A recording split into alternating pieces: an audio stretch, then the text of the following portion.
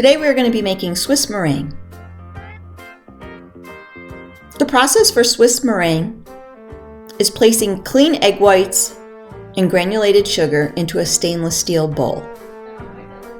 I prefer using a stainless steel bowl over the mixing bowl.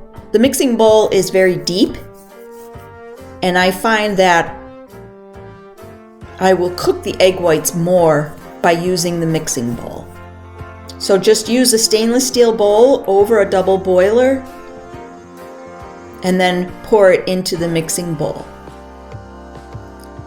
While the egg whites are over the simmering water, you're going to constantly whisk the egg white sugar mixture. The goal is to dissolve the sugar into the egg whites. And we're going to be taking this mixture to 140 degrees. The Swiss meringue will be used to ice the lemon meringue cake, and we want it to be safe to eat. Whenever you have egg whites or eggs over a double boiler or at the stove, never walk away. It's so easy to overcook them or get little specks of cooked egg into your product, and then you have to start over.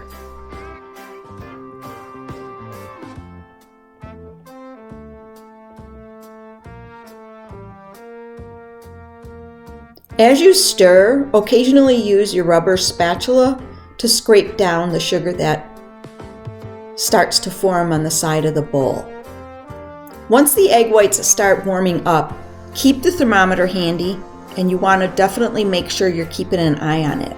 You have to stir throughout the whole process, so don't walk away from the pot. Once they come to 140 degrees, deposit them into a clean mixing bowl. And then with the whip attachment, we're going to start whipping.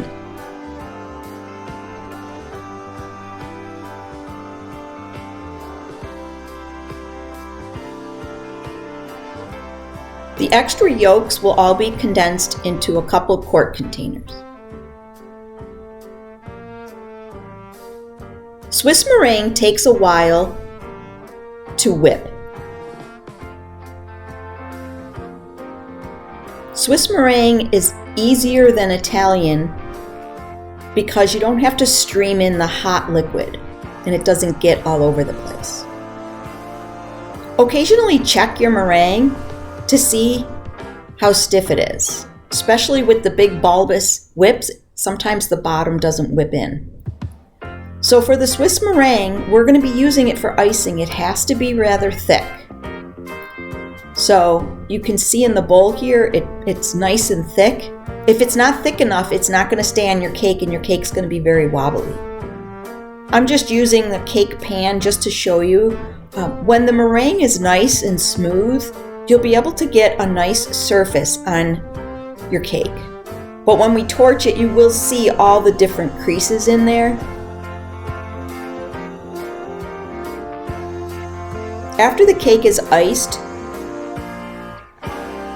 you will pipe on a design and then torch it after. We will also be putting on toasted graham crumbs on the bottom.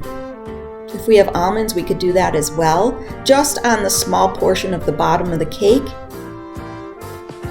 But when we do that, we have to make sure that we put the almonds on before we torch it or it won't stick. When you go to set up your lemon meringue cake, use the stiff meringue as a dam, and we're going to fill it with a thin layer of lemon curd right on the bottom, and then a thin layer of lemon chantilly. If you put too much in, the cake will be too soft and it will start to separate.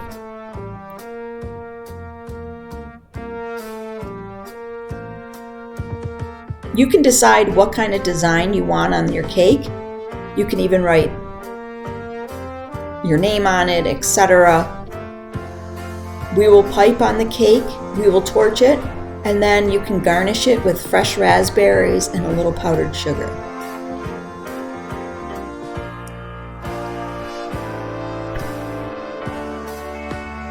On page 461 in our textbook, you will find an example of this cake.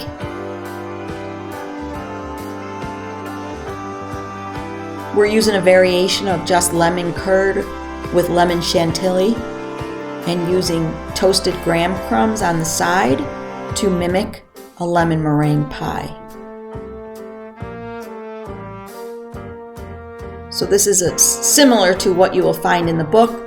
Torch it in that center. We can put the raspberries and then a little sprinkle of powdered sugar. So with the Swiss meringue, we can make discs. You could trace the bottom of your 8-inch pan.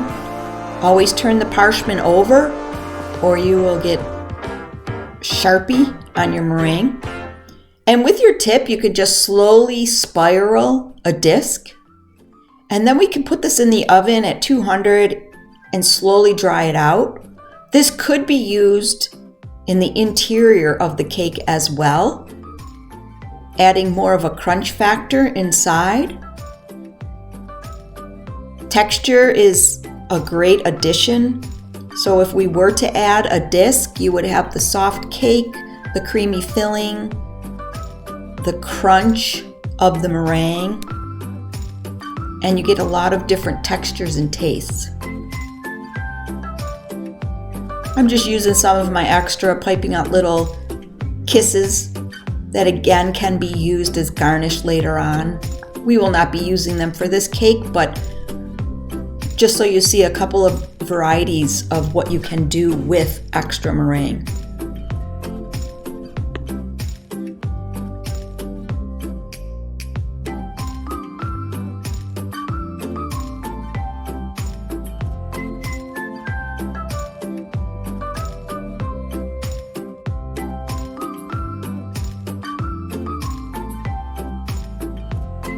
The meringue can also be used to make a vacherin shell, a crisp meringue cup used for fresh fruit or any type of dessert, just by building up the edges and letting it dry out in the oven.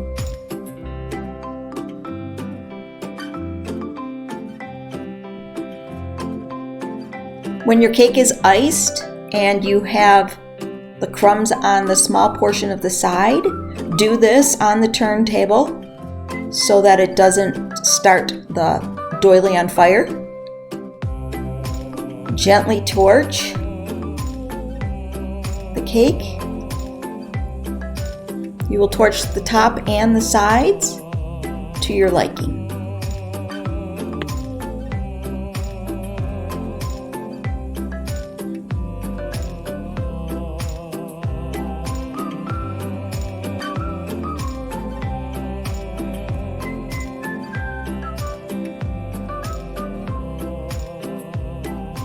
When you finish torching, place the cake on your doily board and add your raspberries.